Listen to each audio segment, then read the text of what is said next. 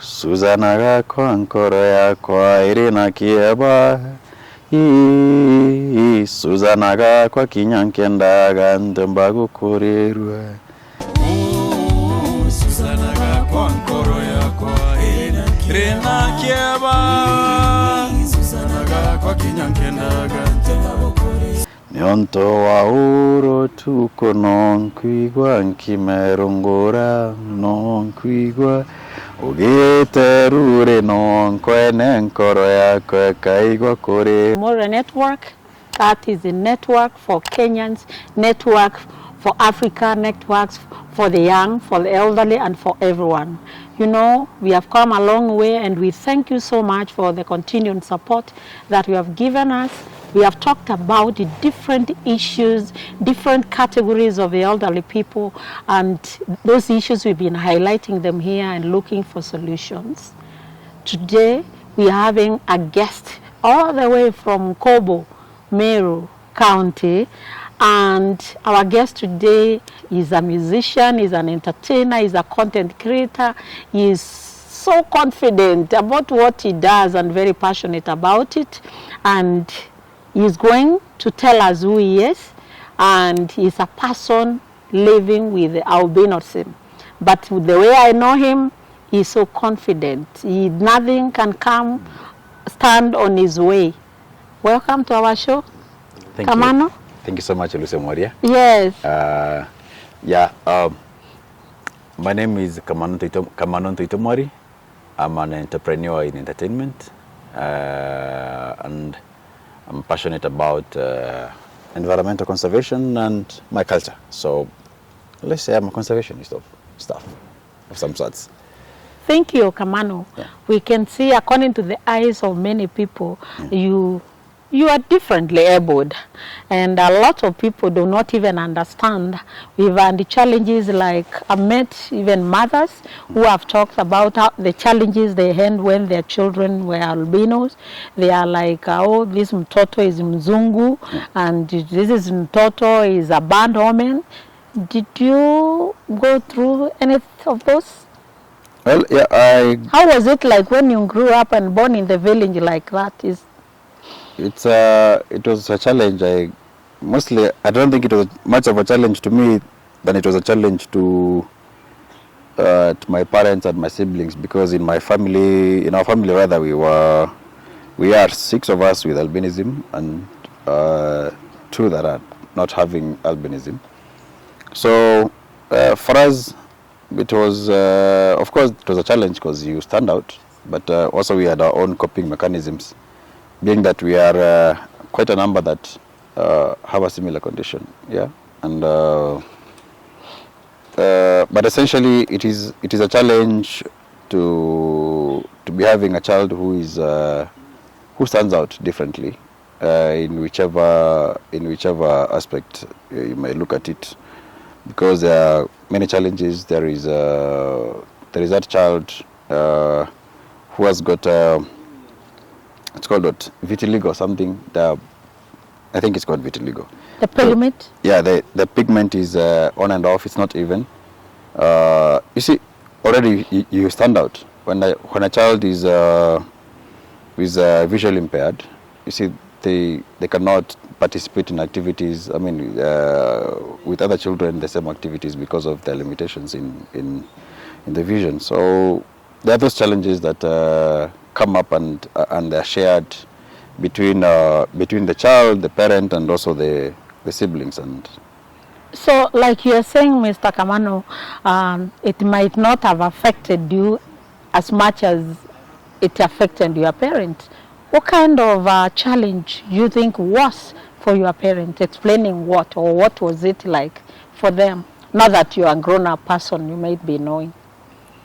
I'm trying to put myself in the shoes, because sometimes you see communication was not very good back in the day between children and parents, especially when the parents are going through stuff, and especially when you're the youngest, because I'm the youngest. You find that so right now you can access information very fast and check it out. Even if you can't read, you can go ask someone who is learned. trying to figure out something in the village. So it is easy for you to access information. Back then, it was not easy to access information, and sometimes even those who had that information about, let's say, albinism, it could be skewed. It could be the wrong information. It could be what they had. It could be it couldn't be not the right information. And you see now they had to cope with all that. That's what I mean, because they had to look for what's best for the children, and they had to work with what they have, and they didn't have much to go by in terms of information. And when usually, you know, children inherit some genes from their parent. Yeah. What any of your parents did, was he or she albino? No, the way the albinism works is when both parents are carriers. It's about the chromosome thingy, whereby when they match, so you don't necessarily have to be having albinism. It's about how the A and B chromosomes match. So if A and A matches, then voila, you are. So you might have no history of that, but it can change. About the history, I'm not sure. About the history of... no one else in the family that you knew? Your parents were just normal pigment? Yeah, it was, they had pigment. That's the much I know. But about back earlier, I can't tell, because once again, there was not much information going around. And I've never had the privilege to see my grandparents, because I come from a kind of interesting setup, whereby I was the last born in a family whereby the age gap between me and the firstborn is almost 30 years. Almost. Wow. Yeah, so that means that there's no chance I could have met any of my grandparents. So about the lineage and having the history, no, I cannot tell on either side. Because but of course, maybe when I mean, I know, like today, if you are like you and an albino kid, yeah. You go to the hospital, they will question you about the lineage. Did anyone have this? And of course, maybe that time even they didn't go to the hospital. Yeah, that's what I'm saying. Is tracing that could be a bit of an uphill task. Yeah. Yeah.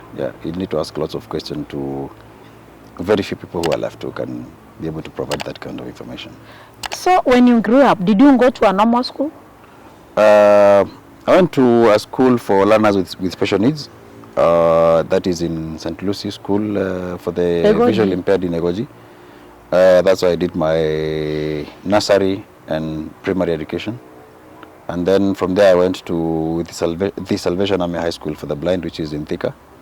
And then from there I pursued my undergraduate in Kenyatta University. How about the rest of your siblings, the older ones? Did they go to school too? Yeah, they all went to school. They all, the ones that had albinism went through the same system. Ones that didn't went to the neighboring schools, of course. Then you must have been very lucky. Then your parents must have been understanding about education that time to have taken you to special schools. Well, as I said earlier, it is a matter of accessing information. You see, someone was able to give them the information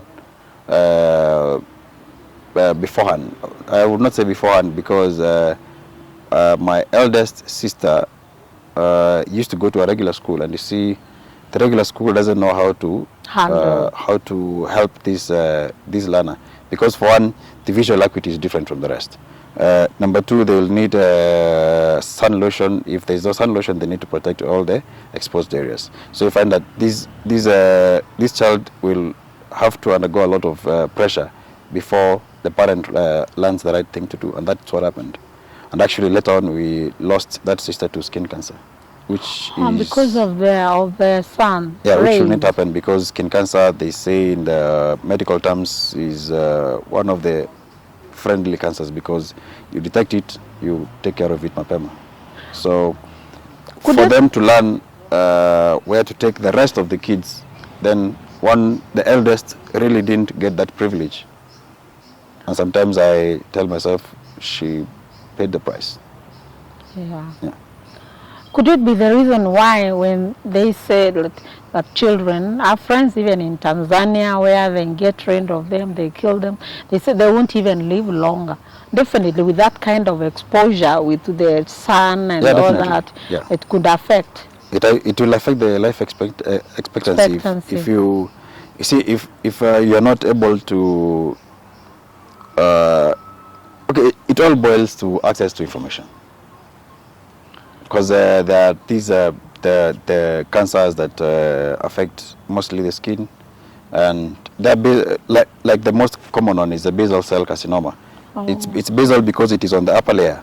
It's not really, doesn't go deep. Yeah. So you find that with information, this this kind of cancer is able to be extracted safely Okay. by a simple excision. So you don't have to like go to all those chemos and radios, because when you discover an abnormal skin lesion or Yeah. growth, with information you're able to know this should not be here, and you seek the right medical help. By the right medical help, I mean you ask the right person about the condition. So nowadays you'll definitely go to a dermatologist, and I want to think there are a couple of them in public hospitals, because the government of Kenya has got a provision whereby they provide sun lotion. And now you see, now the sun lotion provided by the government is also a preventive. So you see, right now it's not easy for persons with albinism to have fatalities in line with skin cancer, and that does not mean that it doesn't happen. Happens. Skin Of cancer course, is still around. skin Yeah. cancer comes even people with pigment anyway. Yeah. So now, like the experiences that you went through, the society, I know it was very crude. When I grew up, I knew one person who was actually a court prosecutor who had it, and a lot of time I used to see his skin always having, maybe he didn't know how to take care of. He should be someone who was my father's age, and now he should be someone who could be, eventually he died. He was educated, but all the time the skin was having woods. Yeah. So that is the impression people thought, if you have albinism, you must have those woods. But now, from what you're explaining now, it is lack of knowing how to take care of your skin. Like yours is very good, actually, you wouldn't even tell anything. Thank you. So now, growing up like that, this is the Kamanu I see going around the world, all over, very talented, very brilliant, and championing for something, some culture, and that is the male culture. What really made you what you are? Did you have like a role model or someone you copied?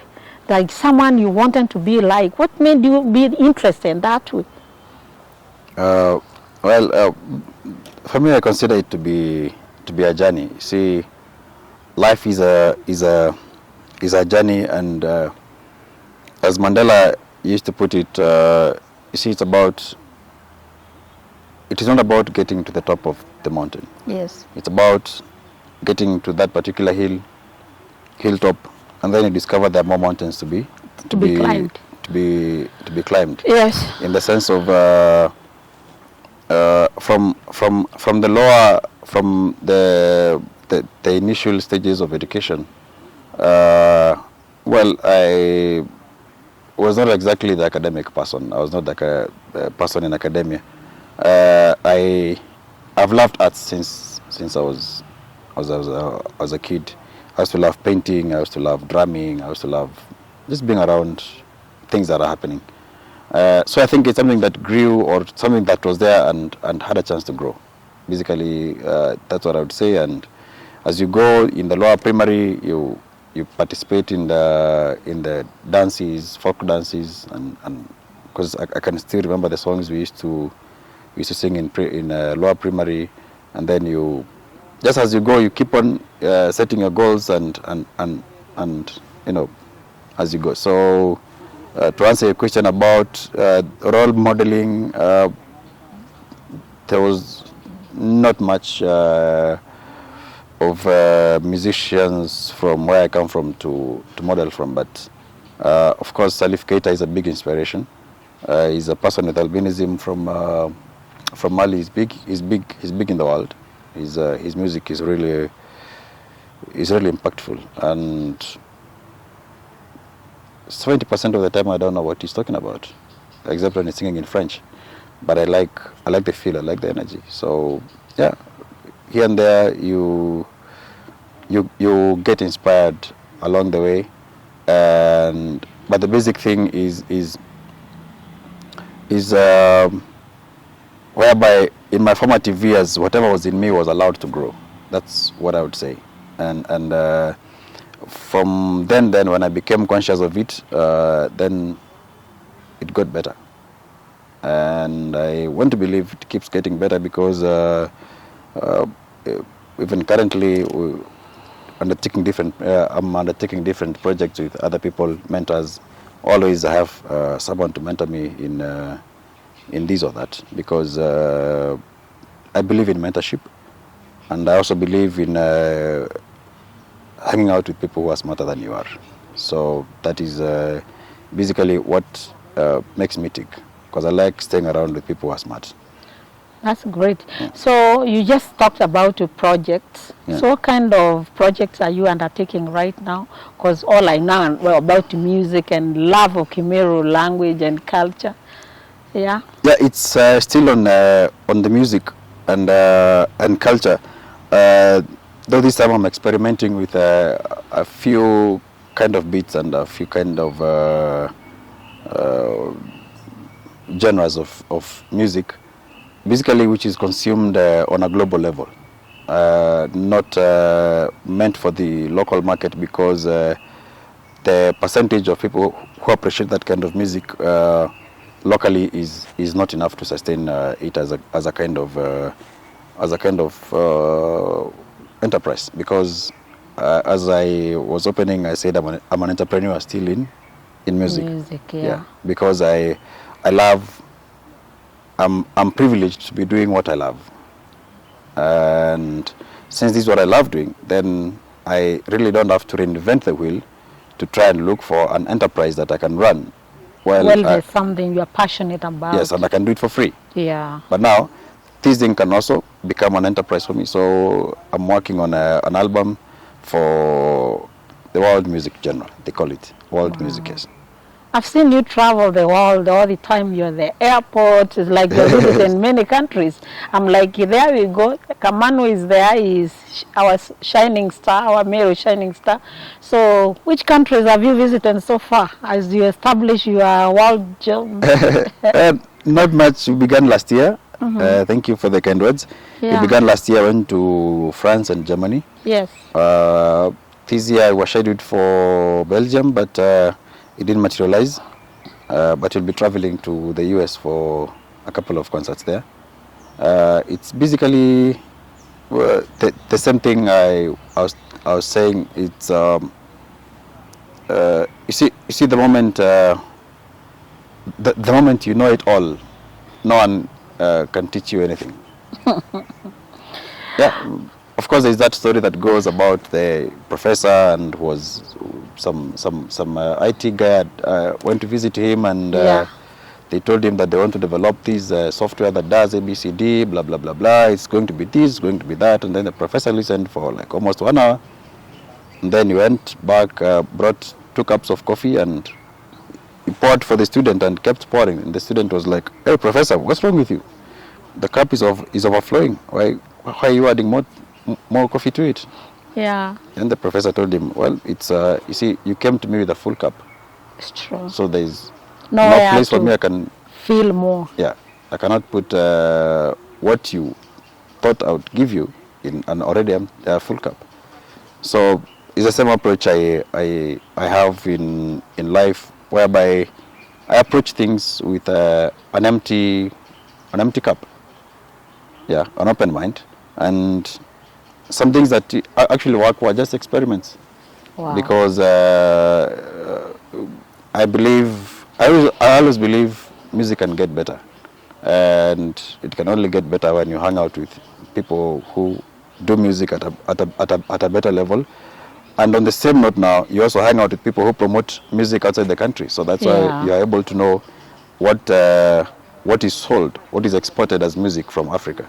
Because one of the landings of music in Africa is Europe, especially during the summer festivals. So that's how I ask questions around, and I'm always willing to learn. Wow. Now you talk about going global, and I know, just correct me, most of your music is not even in Swahili, it's in Kimeru. Definitely. So when you're in those festivals, you're in Germany, you're in Belgium, do you still sing in Kimeru? Definitely, yes. When I play the music with the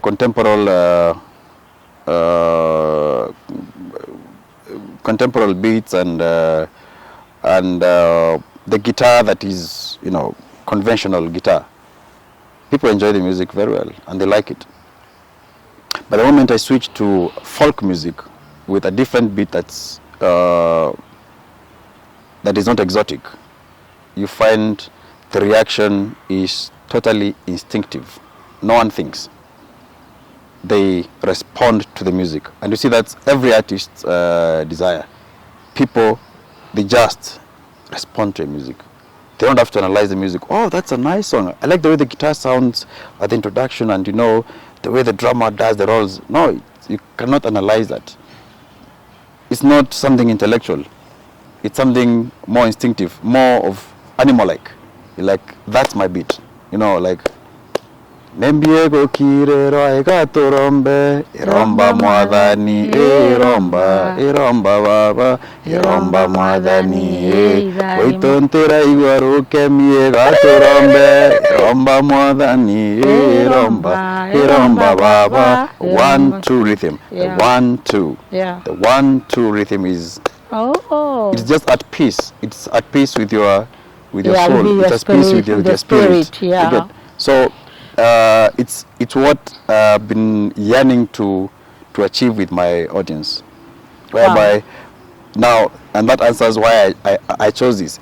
At first it wasn't a choice, but I grew into it and I found some peace in it. Yeah. So basically, that's it. Yeah. Well, Kamanu, mtoto Mwari, actually, personally, I'm very proud of you. Thank you so I'm sure many Merus out there and many Kenyans, when you say, I'm going global, but I'm going global in our language, in our culture, that is wonderful. For me, I feel represented and I'm very proud of you. Thank you so much.